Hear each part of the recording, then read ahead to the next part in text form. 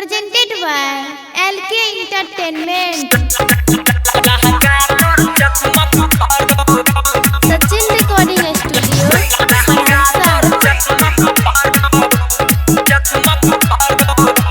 नाच खातिर आल चाही छौरिया बंगाल से जे बही ने बच के तू यादव जी के जाल से।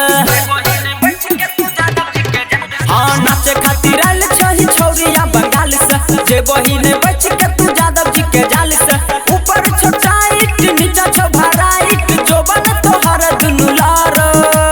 हाँ हाँ गे लहंगा तोहर चकमक करो, लहंगा तोहर चकमक करो, लहंगा तोर चकमक करो, लहंगा तोर चकमक करो, लहंगा तोर चकमक करो।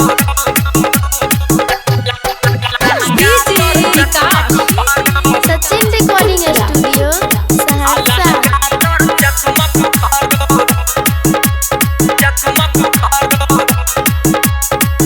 लगबै छै जब तू ठुमका हिलै छौ कान के झुमका देखैले नाच तोहर आइल छौ बुढ़वा जवान का।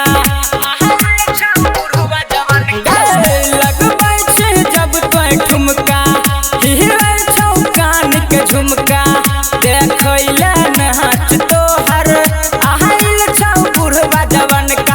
रंग छौ गोरे छौ ने तोहर जोरे चढ़ल जवान तंग करो।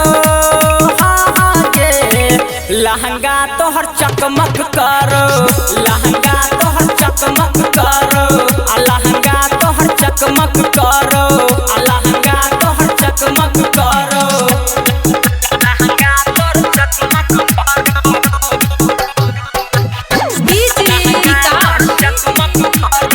Sachin Recording Studio, Saharsa.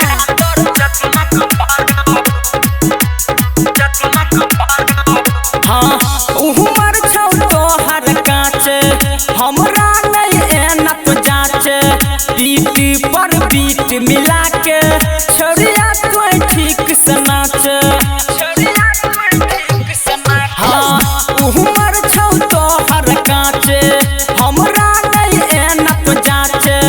Beat पर बीट मिला के छोरिया कोई ठीक से नाच।